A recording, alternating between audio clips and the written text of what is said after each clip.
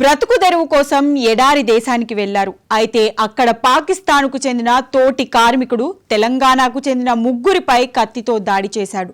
దీంతో ఇద్దరు అక్కడికక్కడే మృతి చెందగా మరొకరి పరిస్థితి విషమంగా మారింది. అసలు పాకిస్తానీ వ్యక్తి తెలంగాణ వాసుల మధ్య వచ్చిన గొడవేంటి? ఎందుకు అతి దారుణంగా హత్య చేయాల్సి వచ్చింది?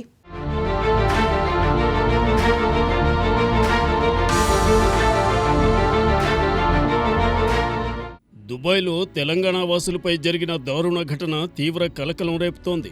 జగిత్యాల జిల్లా ధర్మపురి మండలం దమ్మన్నపేటకు చెందిన సర్గం శ్రీనివాస్ అనే వ్యక్తి ఓ పాకిస్తానీ వ్యక్తి చేతిలో కత్తితో దాడికి గురై అక్కడికక్కడే మృతి చెందాడు. శుక్రవారం సెలవు సందర్భంగా ఓ బేకరీలో పనిచేస్తున్న సమయంలో శ్రీనివాస్, నిర్మలకు చెందిన ప్రేమ్సాగర్, నిజామాబాద్కు చెందిన మరో శ్రీనివాస్ అనే వ్యక్తి చిట్చాట్ చేస్తున్నారు.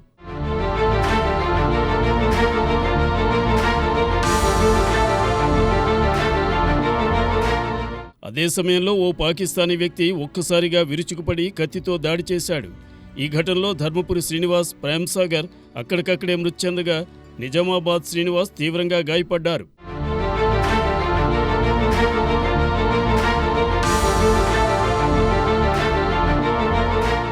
పాకిస్తానీ దుండగుడు దాడి చేసే సమయంలో ప్రత్యేక నినాదాలు చేస్తున్నట్లు ప్రత్యక్ష సాక్షులు తెలిపారు.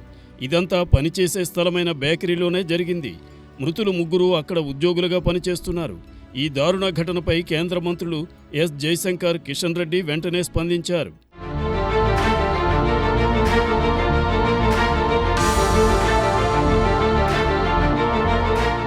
వీరంతా విదేశీ వ్యవహారాల మంత్రిత్వ శాఖ అధికారులతో మాట్లాడి మృతదేహాలను తక్షణమే స్వదేశానికి రప్పించేలా చర్యలు తీసుకోవాలని ఆదేశించారు. మృతుల కుటుంబాలకు న్యాయం జరిగేలా చూస్తామని, అన్ని విధాలుగా అండగా ఉంటామని హామీ ఇచ్చారు.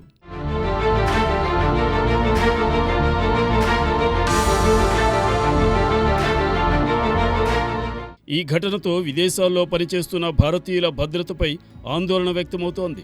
ప్రభుత్వం ఈ ఘటనపై పూర్తి స్థాయిలో స్పందించి బాధిత కుటుంబాలకు సహాయం చేయాలని పలువురు డిమాండ్ చేస్తున్నారు.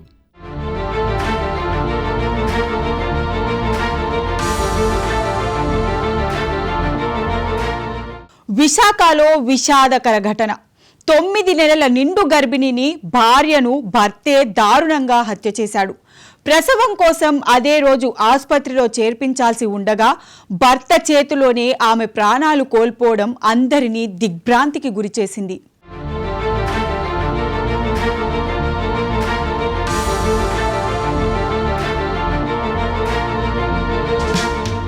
విశాఖపట్నంలో అత్యంత అమానవీయ ఘటన జరిగింది. మరో 2 రోజుల్లో ప్రసవానికి సిద్ధమైన నిండు గర్భిణి భర్త చేతుల్లో ప్రాణాలు కోల్పోయింది. 2 ఏళ్ల క్రితం ప్రేమ వివాహం చేసుకుని తన ఇంట్లో వారికి తెలియకుండా భార్యతో కాపురం చేసిన యువకుడు చివరికి ఆమెను వదిలించుకోవడానికి గొంతు నులిమి హత్య చేశాడు. ఈ ఘటన స్థానికుల్ని తీవ్రంగా కలిచివేసింది.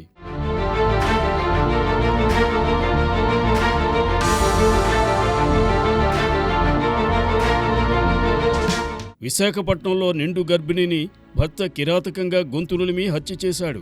ఆపై ఏమీ ఎరగనట్టు కుటుంబ సభ్యులతో కలిసి ఆసుపత్రికి చికిత్సకు తీసుకువెళ్లాడు. చివరకు పోలీసుల విచారణలో గొంతు నులిమి హత్య చేసినట్టు అంగీకరించాడు. నేడో రేపో ప్రసవానికి సిద్ధమైన యువతి భర్త చేతిలో ప్రాణాలు కోల్పోవడం అందర్నీ కంటతడి పెట్టించింది.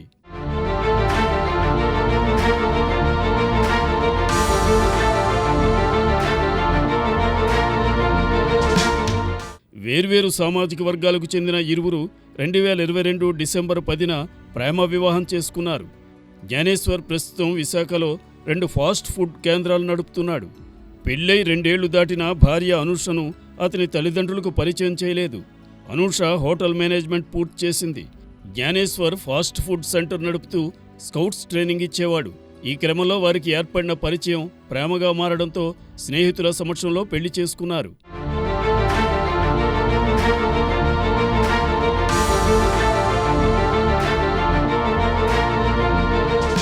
అనూషతో వివాహం జరిగిన విషయం వారికి చెప్పకుండా నగరంలో ఉద్యోగం చేస్తున్నానని వారిని నమ్మించాడు.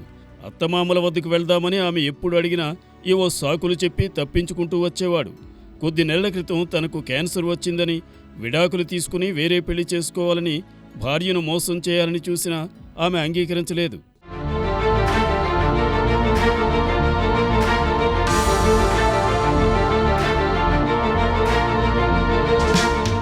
అతనితో కలిసి ఉంటానని తెగేసి చెప్పడంతో తరచూ ఇద్దరి మధ్య గొడవలు జరిగేవి. అనూషకు నెలలు నిండడంతో సోమవారం ఆమె ఆసుపత్రిలో చేరాల్సి ఉంది. ఆదివారమే ఆసుపత్రిలో చేరాలని అనూష భావించినా సోమవారం చేరొచ్చని జ్ఞానేశ్వర్ వారించాడు. దీంతో ఆసుపత్రికి తోడుగా తీసుకెళ్లేందుకు తన అమ్మమ్మను 2 రోజుల క్రితం వారింటికి పిలిపించింది.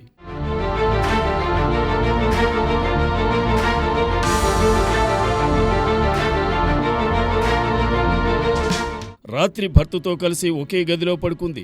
నిద్రలో ఉన్న భార్యను పీక నులిమి హత్య చేశాడు. తెల్లవారిన తరువాత కూడా అనూష ఉలుకు పలుకు లేకుండా ఉండడంతో అమ్మమ్మ జ్ఞానేశ్వర్ను పిలిచింది. జ్ఞానేశ్వర్ స్థానికులతో కలిసి అనూష మృతదేహాన్ని కేజీహెచ్కి తీసుకెళ్లాడు. అప్పటికే ఆమె మృతి చెందినట్లు వైద్యులు ధృవీకరించారు. అతని ముఖంపై గోళ్లతో గీకిన గాయాలు ఉండడంతో ఆసుపత్రి సిబ్బంది అనుమానించి అవుట్పోస్ట్ పోలీసులకు సమాచారం అందించారు. ఈ ఘటనపై సమాచారం అందడంతో పియ్యంపాలెం పోలీసులు జ్ఞానేశ్వర్ను అదుపులోకి తీసుకుని ప్రశ్నించారు. పోలీసులు గట్టిగా నిలదీయడంతో గొంతు నులిమి ఆపై చున్నీతో ఉరి బిగించి హత్య చేసినట్టు అంగీకరించాడని ఏసీపీ తెలిపారు. లేచి చూసి అన్ని పనులు చేసి హాస్పిటల్కి వెళ్ళాలి కదా, రెడీ అవ్వాలి కానీ లేపిందంట అను అని. ఇతనేమో పక్కన ఎక్కడో ఫోన్ చూసుకున్నాడట. లేపితే లెగట్లేదు, కదట్లేదు. డేడి బాబు అను కదట్లేదు, లెగట్లేదు అమ్మ అనుకొని ఆ అబ్బాయిని పిలిపించి ఆ జ్ఞానేశ్వరం చెప్తే ఆయన కూడా లేపినట్టు నటించాడంట. లేపినట్టు నటించి లెగట్లేదు అమ్మ అనుకొని అప్పుడు కేకేస్తే కింద వాచ్మెన్ భార్య వాళ్ళు వస్తారు. వాళ్ళందరూ పట్టుకొని చేస్తే ఈయన ఎదురుగుంటా మనకి మా గ్రేహౌండ్స్లో పనిచేస్తున్న విజయ్ అని చెప్పి కిరణ్ అని చెప్పేసి 2 పోలీస్ పర్సనల్స్ ఉంటారు. విజయ్ అనే ఆయనకి కారు ఉంటుంది. ఆ కారులో వీళ్ళందరూ తోడు పెట్టుకొని ఇలా ఫ్రెండ్స్ కూడా ఫోన్ చేస్తాడు అతను. ఆ ఫ్రెండ్స్ కూడా వస్తారు అతనికి. వీళ్ళందరూ వచ్చి హాస్పిటల్కి తీసుకెళ్తారు. ఫస్ట్ ఏంటంటే ఆమెను వాత్సల్య హాస్పిటల్కి తీసుకెళ్తారు. అక్కడ డాక్టర్ గారు ఎవరు ఉండరు. తర్వాత అక్కడ నుంచి అక్కడ అంబులెన్స్లో ఎక్కిస్తారు. ముందు కార్లో వెళ్ళిన తర్వాత అంబులెన్స్ నుంచి తర్వాత కీర్తన హాస్పిటల్కి తీసుకెళ్తారు. కీర్తన హాస్పిటల్ ఎవరు మెడికల్ డాక్టర్లు ఎవరు అవైలబుల్ లేకపోతే మనకి అరిలోవా కేర్ హాస్పిటల్ తీసుకెళ్తారు. అక్కడ డాక్టర్లు అడ్మిట్ చేసుకొని చెక్ చేసిన తర్వాత చనిపోయిందని చెప్తారన్నమాట. చెప్పిన తర్వాత వాళ్ళ ఫ్యామిలీ మెంబర్స్ కూడా వాడు వాళ్ళ ఫ్రెండ్స్ తోటి ఫోన్ చేపిస్తాడు. చేసిన తర్వాత వాళ్ళందరూ వచ్చారు. వచ్చిన తర్వాత అక్కడ నుంచి బాడీని కేజీహెచ్కి తరలించడం జరిగింది. అక్కడ ఆయన్ని మన పోలీస్కి ఇంటిమేషన్ వచ్చిన వెంటనే వెళ్ళిన తర్వాత అక్కడ విషయాలను తెలుసుకున్న తర్వాత ఆయన అదుపులో తీసుకున్నాం. ఇప్పుడు వాళ్ళ సిస్టర్ వాళ్ళు అందరూ ఫ్యామిలీ మెంబర్స్ కంప్లైంట్ ఇస్తున్నారండి. దీన్ని హత్యానేరం కింద నమోదు చేసి దర్యాప్తు చేస్తున్నాం. చట్టపరంగా వాడిని కఠినంగా శిక్షించడానికి అన్ని విధాల దర్యాప్తు. ఈ అమ్మాయి పెళ్ళి 7 years లోపు కాబట్టి మన ఎగ్జిక్యూటివ్ మేజిస్ట్రేట్ గారితో కూడా దీన్ని పంచనామా చేయించడం కూడా జరుగుతుందండి.